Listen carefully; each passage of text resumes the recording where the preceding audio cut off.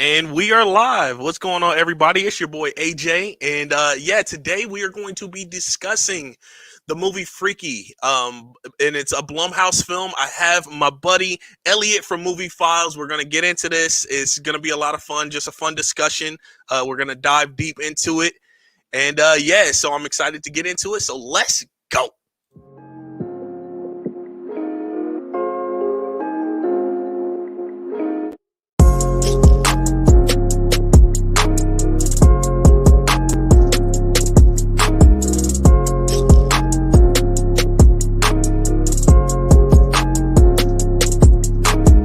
So first and foremost, I want to get my guest in here and just kind of introduce him.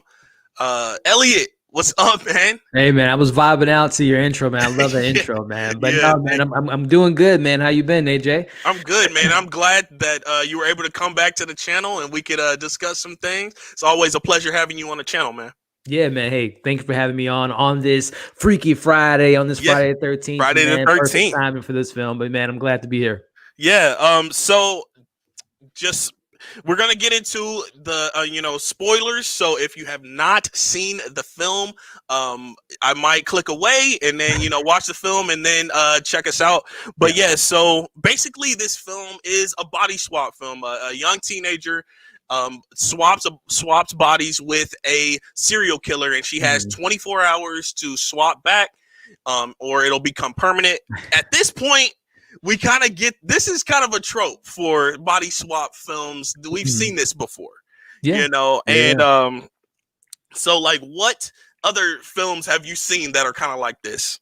Well, yeah, I mean, and I guess we'll talk a little bit later about Christopher Landon, the director, how he takes these type of things that you've seen before and kind of puts another spin to it, whether it be, what he did with Happy Death Day 1 and 2 with, the Groundhog Day approach in the first one, but having a slasher be the kind of the main focal point, and the same with the sequel being kind of a Back to the Future time travel film. So Christopher Landon does this where he takes familiar things and kind of adds a little flair to it. But in regards to just the body swapping, of course, this film is based on, a novel that came out, I believe, in the 70s, which was Freaky Friday, and it spawned many different Disney movies. We had the 2003 film with Jamie Lee Curtis and Lindsay Lohan. Yeah. So, I mean, this is something, like you said, we've seen it before, but we've never seen it with the twist of a serial killer and all that. So that's where I kind of like if you want to call it originality, I like the idea when we see in Hollywood these reboots, remakes, all this kind of rehashing, taking things we know and familiar with I love slasher films. That's my favorite subgenre in horror. So taking that familiarity, but then adding in this spin of this body swap. So I like that. And, I think of films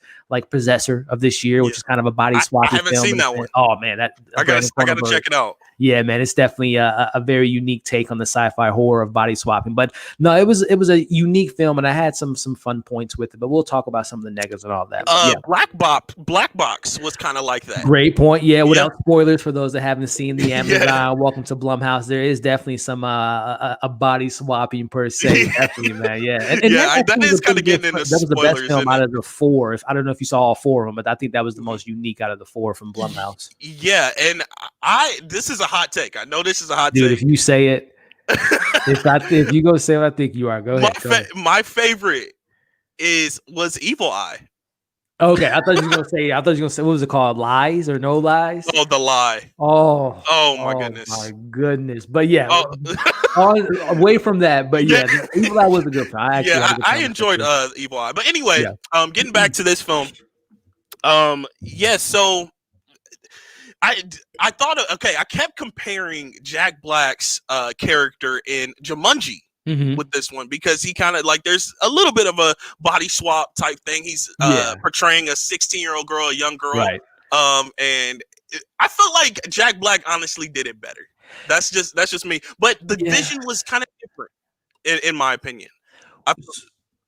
I definitely agree with you on that. In regards to, it reminded me of that take on the teenage girl being this middle-aged white man and seeing that play out. But actually, and I do think Jack Black probably had a little bit more to play with. But I'll give Vince Vaughn some credit, because if you think of the Millie character, she wasn't as energetic as I can't think of the character's name. Flamboyant. Yeah, so he had to kind of in the way you kind of think of that character. she's becoming her own woman in this man's body. So you're seeing her personality become a little bit more bubblish than it was when you first meet her. So there was some, some acting chops on Vince Vaughn to kind of play it out that he's becoming this 17-year-old girl and she's becoming her own person and becoming more of herself and more empowered in this male's body. So there's some stuff going on the acting and the character development for sure. That's true, and I'll give you that, and that brings me kind of to my next point. I'm not a huge Vince Vaughn fan. I think you know that about me. I remember that now that you bring that up, man. I don't think Vince Vaughn is funny in particular. I've never really laughed at anything that he's done. So when I saw the trailer for this a couple months ago, and I actually like chuckled at the trailer, I was like, that doesn't happen for me. So I hit you up and I was like, Elliot, you want to do a little discussion because this actually looks kind of cool. And when I watched it, I was actually impressed by Vince Vaughn's acting. I thought it was really well done. Mm-hmm. He portrayed that character very well. And I was surprised because it was just something like his comedic acting is just not personally my favorite. And I know you really enjoy his comedy. So I wanted to kind of get your take on that. So like in general, Vince Vaughn, like how do you feel about him in general? I love him. Just so the viewers know. You say you love him. I love Vince Vaughn, man. Whether you take it back to the 96 Swingers with him and Jon Favreau, whether you take it back to, obviously, I think the golden age of Vince Vaughn in regards to his career. What was it, 2003? I think it was 2003, Old School. I love that film. Dodgeball, his appearance in Anchorman. And then you get into, he gets into some dramas. You see him playing movies like The Cell with Jennifer Lopez. He's in some serious dramas the last few years. I think he was great. And, Fighting with My Family, but then, Wedding Crashers and just all that. I think he's such a interesting actor in regards to he can go comedic, he can go drama. I love the drama and the comedic moments that we get with the breakup with him and Jennifer Aniston. So I love me some Vince Vaughn, man. I know he's not for like. For I respect me, he's that. Like he's more consistent in my my kind of sensibility in comedy than Will Ferrell. Like I think Will Ferrell relies so much on like body comedy. If he like his jokes go way too long for my personal taste, but I think Vince Vaughn's the more refined version of a Will Ferrell. Okay, that's a good comparison. And then that kind of brings me to what I wanted to talk about with Vince Vaughn and his like more serious roles. I've seen him in, like you said, Fighting with My Family, which he's not like super like he's not out there with his comedy. Like there are like little tidbits where he'll say something kind of funny, and that's my favorite the performances from him. Also like Hacksaw Ridge, he was in Hacksaw Ridge, great in that, and he was great in that as well, and it was more of a serious thing, and a little bit less comedic than Fighting with My Family, but I just kind of enjoy his more serious roles, and that's okay. I kind of used to pride myself on not liking Vince Vaughn, and this kind of turned it around with the comedic aspect of his performances. I really did think that he did a good job on this one. So I will say, to put on kind of a bucket list for a serious role, probably his most serious role to date. Okay. Brawl and Cell Block 99. Check that movie out. I think you will get definitely a different opinion on Vince Vaughn and him in more serious roles in that film, because that film is wild. Okay, I'm gonna check it out for sure. But so any other actors in this film that really stood out to you, or something that you've seen them in? So Vince Vaughn, as I just mentioned, I'm a big fan of his, but he actually wasn't even my favorite character in this film. I actually give that credit to Catherine Newton, she's popped up in a couple things. Like she makes an appearance in Lady Bird. She actually worked with Christopher Landon with Paranormal Activity 4, and I think that was like her first big role. And then you see her popping up in other things, like she was in Detective Pikachu. She was the girl in that. So I think that this was such a different character that we've ever seen her play, because when she's playing the butcher in this film and she says the stuff that she does and the kills, and we'll talk about the kills here in a bit, but I thought that her character, she wasn't given that much to play with, because if you think about Vince Vaughn's character as the butcher, he didn't talk when we first met him in the film. So she had to kind of almost improvise what she would interpret it as the butcher, as the lines that she gave. So again, we know that, Vince Vaughn had Millie. She had like 15 minutes to kind of build her character so he can kind of play on that canvas. But Butcher was a blank canvas. So Catherine Newton had to kind of make up what she would think a killer would be. So I thought I actually really enjoyed her character. And she probably had to study like different slashers, like exactly. Friday 13th, Jason, and Halloween, Michael Myers, all stuff those like that. Ghostface, Leatherface, all those classic icons. So I thought that she was actually my favorite character because my favorite part of this film was the slasher kills. I thought that Christopher Landon did a really good job of bringing the slasher, bringing that 90s scream vibe, like you just mentioned Freddy Krueger or mentioned, The Shape and Michael Myers or Jason. I thought the slashing elements were like literally really, really good in this film. I agree. That's probably one of the best, parts of this film. Starting with the beginning, I wasn't really expecting it. Man. It was just like kind of thrown in there. And because I was kind of comparing it to Happy Death Day, I was kind of thinking that it would be on the same order, but like Happy Death Day was PG-13, so they couldn't go as far as like what they did in this film.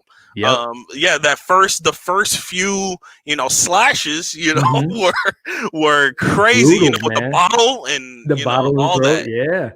Man, I definitely applaud that. So I would say I and we'll talk this overall. I like the film as a whole, but I never felt like the slasher vibes.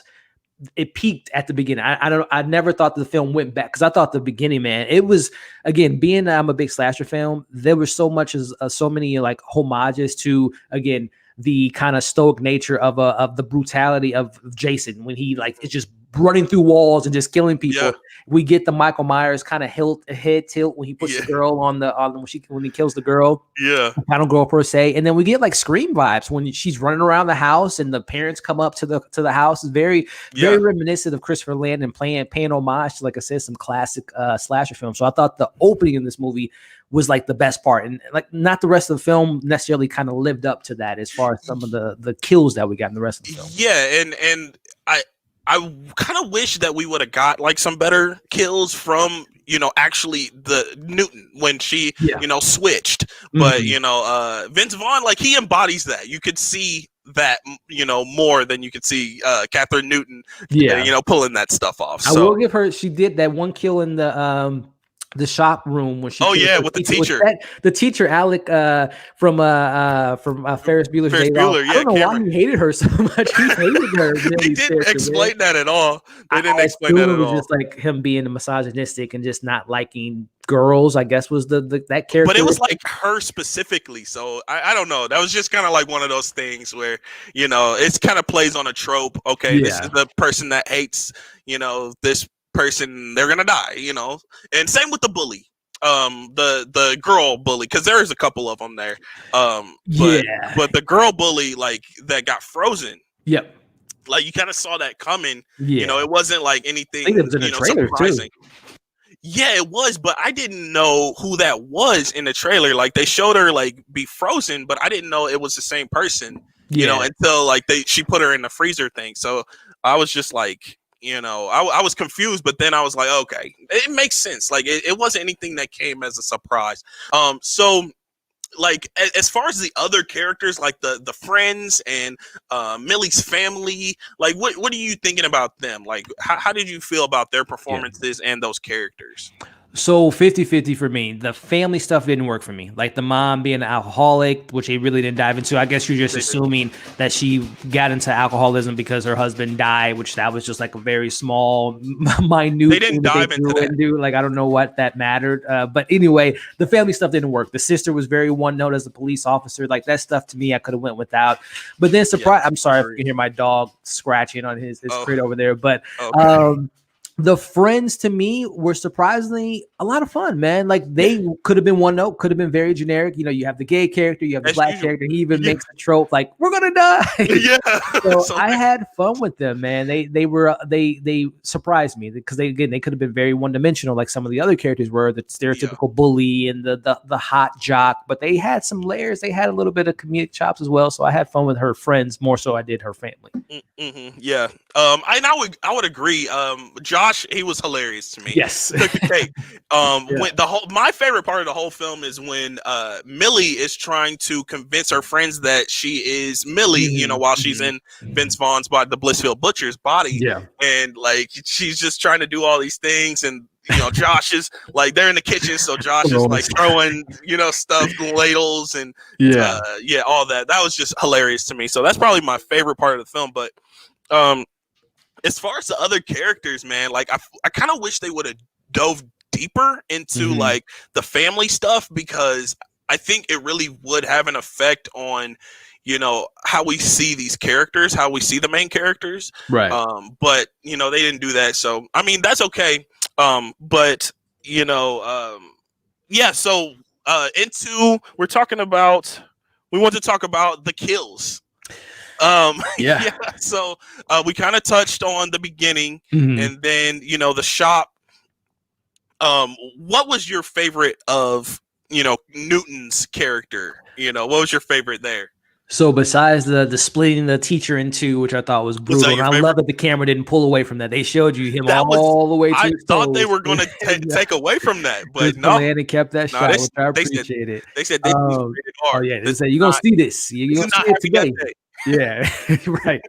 But besides that, man, just kind of thinking about, I mean, honestly, there wasn't a huge body count besides that. So, I mean, I think outside of that, she kills the one bully who, like, I assume they were going to take advantage of Millie when they took her to the back of at the party, and it was the three guys and it was just her. So when she had the chainsaw and chopped off, his head and all that, that was pretty brutal. But man, I think that this film could have had a little bit, especially, I guess we'll transition to the criticism a little bit later, but that was probably something I wish we would have gotten. It was a whole high school. So it would have been pretty gnarly if she would have killed a lot more. I'm not condoning violence or whatnot. But as far as the movie's concerned. Right, it could have been a higher body count because there was literally a whole school of students that she could have took out. There could have been more bullies. She could have took out more of the bullies or things of that nature. Or maybe, going back to one of my least favorite parts of the film was the family element. Wouldn't have been pretty interesting if like either her sister had a love interest that was like cheating on her or, doing something bad behind her back, or her mom who was dating people. If she had a stepdad who was like a criminal or something, and she would have killed him and kind of have like that moment. There was some opportunity there that they could have had some more interesting kills and have some more impactful kills, but honestly there was probably like a handful of them, and some of them I might even be forgetting because they weren't that memorable. But again, the shop one was probably my number one, and the head being chopped off with the chainsaw. And I would probably just say like I don't know. I don't even really know what my favorite would be from Newton, because she, like you said, they weren't as brutal. Probably the shop class. I would probably say the shop class. But moving on to, I know we kind of touched on it, but like the story and how it flowed. How'd you feel about that? Like the balance of the comedy and the horror. Did it give you enough, or you wish you had more of certain things? What do you think? So comedy horror is literally probably one of the hardest things that the genres you can kind of land on, because if you can be too scary and not funny enough, or you're too funny and not scary enough. So I think Christopher Landon, I think he loves doing this. Number one, we can tell by Happy Death Day 1 and 2 that he likes to dive into this kind of comedy horror genre, kind of a la like a Sam Raimi with the Evil Dead movies or Drag Me to Hell and stuff like that. So I think the balance was there, because I've seen some bad ones. More recently, Bad Hair was not a good comedy horror, and there's a laundry list of other comedy horrors that just kind of fall flat to me. Like I think of what was that other terrible Blumhouse film, Fantasy Island? Oh my goodness, that's a prime example of how it can be done bad. So I think for the most part, Christopher Landon did a good job of balancing out the two. If I were to say which one was more prevalent or more positive, I think for me, again, being a slasher film, a fan of the slasher genre, I think that the slasher kills the horror elements were a little bit more heightened for me, more so than the comedy, because comedy is very subjective. Some of the jokes didn't really stick the landing for me, but I think for the most part, it flowed well. I never felt like a joke fell completely flat. I just didn't find it necessarily funny, but it fit within the situation. So again, I think the pacing and the comedy and horror was pretty balanced out, but I like the horror elements a lot more than I did the comedy. Do you feel like you would have liked to see more horror elements or like kind of gone a little further or something like that? Because that's kind of how I felt. Yeah, I definitely think, I think it's less than 2 hours. I think it's like an hour and 40 minutes, which is kind of perfect for a film of this nature. But Yes, if we would have had agreed. maybe another 10 to 15 minutes, we could have gotten more of that high body count that I was kind of looking forward to see, Catherine Newton take on some more of her school bullies or taking on more of the other characters. But there definitely was an opportunity to kind of have a higher body count. But again, I think they kind of unfortunately decided to go with that subplot of the family that was just kind of wasted space for me. And especially when we come to the ending, which, the ending to me was tagged on. That felt like a reshoot. Like that ending. Really? Yeah, I did not like that ending at all. I Like liked I the felt it could have ending. ended at the abandoned building. But then him coming Oh, back, first off, he got shot like 4 or 5 times, and he's walking like he didn't get it shot didn't 2 make minutes ago. sense. I was like, That part didn't make sense. what is I give this? you that. I give you Yeah. that. But I felt like if they would have ended it right there at the abandoned building, it would have been like really, really cliche. It would have been a really cliche ending. I feel like the fact that he came back to the house and tried to take her out, and kind of like a girl power thing too, because she got her mom, her sister, and all that. I don't know. It worked for me. I That part would have worked for me. much more preferred, again, going back to just leaving that at the warehouse, if we would Mhm. have been left with the idea of, is it really Millie? Like, did the swapping of the souls go Mm, back? So I would have liked that more ambiguous, okay, kind of like, oh, is he still there? Did she switch over? So I I would can have see liked that. that more so than I know, like you said, I know what they were going for. The Mhm. family, the mom, and because at the very beginning of the film, she's like, we don't eat breakfast like we used to. Like you can Yeah. tell they're kind of fractured once the father died. So it was kind of empowering them coming together to defeat this evil serial Yeah. killer. But I would have liked it more if we would have been like, did Millie get back to her body, or did she kill herself in the Yeah. body? So I would have liked that approach more so than the kind of fluffy. What did she say at the very end? I am a dime piece or whatever she said. I thought that was like Cheesy. very Yeah. cheesy. Extra cheese, please. Cheesy. Yeah, extra cheese. But that's kind of what you get with, the nature of these films. But Yeah, yeah.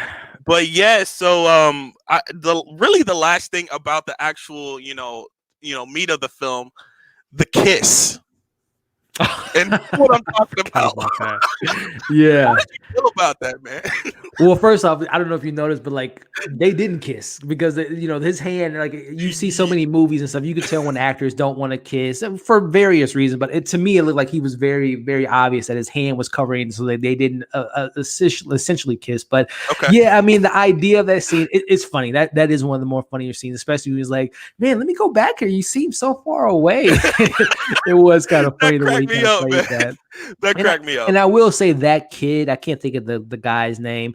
He could have been very one note, but it was he did have a little bit more personality than what you would expect from a character like that. And I his think it kind of, I think it took a little bit of time for him though, yes, because I I felt agree. like he I was agree. one note for like the majority of the film, but like Right. once he started like joining them, Joining the basically group, when he yeah. joined the group, Yeah. he kind of broke out of his shell, and I agree. kind of we got to see him shine a little bit, Exactly. in a way.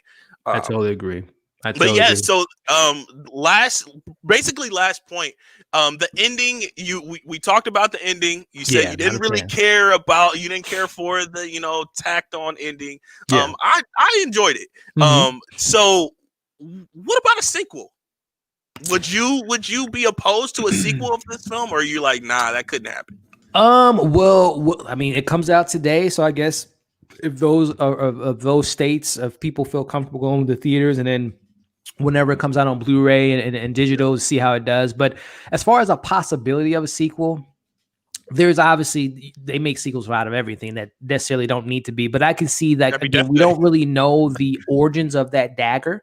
We really don't get a full explanation. We just kind of take it for what it is, that it's a dagger, that's some ancient kind of, olden time thing that could do this body swap. So they can obviously play on that idea that the dagger was put in someone else's hands. We can learn the origins of the dagger, and again, get a reverse of a body swap where it's the kill, they can do something else, right? They can totally have a fun thing with it. So the possibilities are there. Do I need it? No, but based on my enjoyment level of this, I would definitely check it out. But based on my lack of liking the sequel to Happy Death Day 2, I don't know how I would feel about a sequel to this, because I am not a fan of Happy Death Day 2. I think they tried to recapture the magic, and I just think it didn't really work for me personally. Sometimes, yeah, for part twos of some films, like Yeah. sequels of some films, are just like, yeah, they try to rehash the first one and like, you know, embody the charm of the first one, and it just doesn't work. I felt that way about 21 Jump Street. I feel like I'm right there. I do have a fun time with that one, but I totally agree. The first one is way fun. It's just I think it's just a better movie as well. But the comedy to me is way funnier in the first one. Yeah, and they just kind of tried to rehash the first one. Like, it was basically the same plot and everything. So I just hope if they do come out with a sequel of this film, it will be different enough that it will still have, you know, like a charm to it. And I would kind of even be cool with seeing like a cameo from Newton herself. That'd be cool. Yeah, I mean, so here's your sequel. So you have Melissa McCartney. She's a serial killer, and then she swaps body with the college heartthrob of like a Zac Efron. So you see, there's your body swap there, and then Catherine, she's in college now, and I don't know. Here's your universe world building. We got Tree from Happy Death Day making an appearance, and they tie into this greater universe here. So there you go, Christopher Landon. You just wrote it. Hey, you can bill me. I'll send you the bill, Christopher Landon. There you go. So yeah, I think that we covered pretty much everything. Did you have anything else that you want to talk about regarding this film? No, man, I think at the end of the day, this film could have went so left. It could have been really bad, really cheesy, really not a lot of fun. But I think, you know, they stuck the landing when it came to this a throwback, slasher film with a lot of, you know, a fun premise. We've seen it before, but with the twist of the horror elements and the slasher vibe. So I had a good time with it. It's a perfect movie for today. So again, guys, if you are in an area where you can go to the theaters where you feel comfortable, I recommend you give this film a shot. I didn't see it at the theater. I watched it at home, but I would imagine not with a big crowd of people, because we know the restrictions in the theater, but I would imagine if this was normal circumstances, this would have been a really fun crowd pleaser. Like, I can imagine this really, and I probably would have liked it even more with being around a crowd, because sometimes, you know, you can get the vibes of like scared and laughing, but you know, watching it at home with my friends, I had a good time with it, and I think this is a perfect film to come out on this spooky Friday the 13th.